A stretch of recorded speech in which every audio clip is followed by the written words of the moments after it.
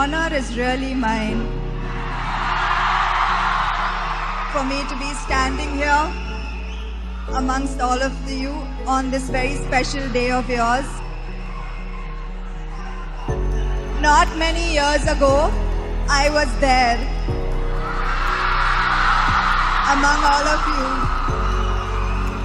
and I wish that all of you become more famous, more richer, more powerful than me.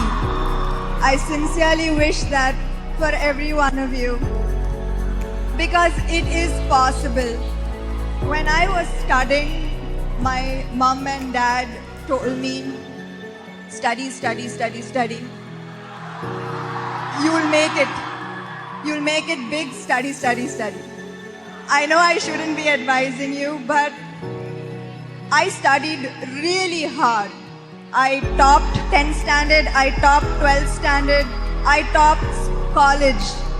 But then, when I wanted to study further, my parents could not afford it. I could not afford to study further. And I had no dream, no future, nothing. So what I'm trying to say is, I know that you believe that you are supposed to take the path that your parents, that everyone expects of you. But I am here to tell you to dream. Dream whatever you want and you will achieve it. You will fail. It is hard, but you should persist, and that's what I did. I ate one meal a day for at least 2 months. I worked odd jobs. I did, and I'm here today. So I'm saying, if I was able to do it, you can.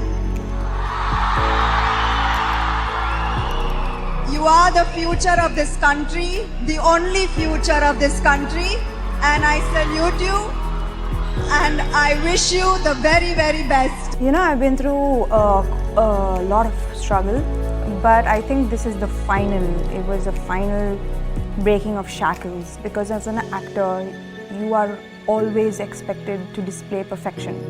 Perfection in your Instagram, perfection in your interviews, perfection in your films, and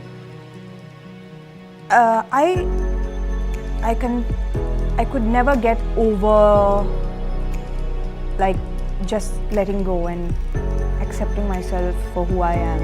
I always wanted to be better and better and better and look better and look better and finally now I am at a place where I have no control over this condition, the medication that I have to take, the side effects of all of the medication. One day is not like, one day I'm puffy, one day I'm fat, one day I'm sick, one day I have no control over how I look.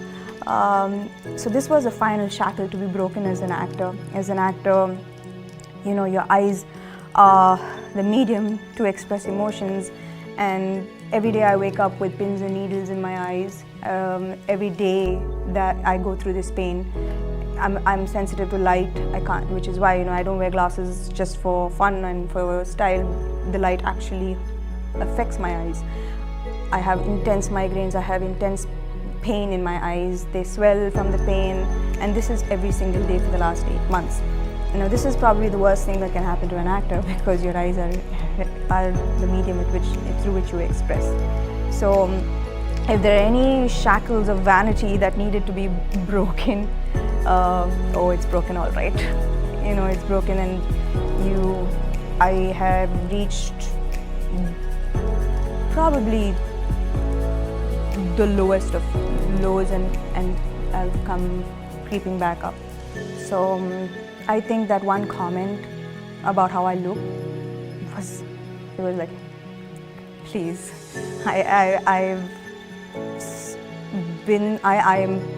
maybe when I looked at even my best, I didn't feel as strong and beautiful as I feel now, just because of life experience. Because you know that others might see the outside, but what I see is someone who fought every single day for 8 months, and that's not easy. Yeah, and that's beauty there. So say what you want about how I look on the outside, but I'm happy with who I am on the inside. I don't know, maybe like, from a third person's point of view it's that, but I was just honestly being myself. I don't know any other way to react. That's exactly how I want to react, and that's how I do it. There's not someone else deciding for me, or there's no one in my head. It's my natural reaction. It's the way I think, it's the way I am, it's the way I am with people. So if you call that grace, then thank you.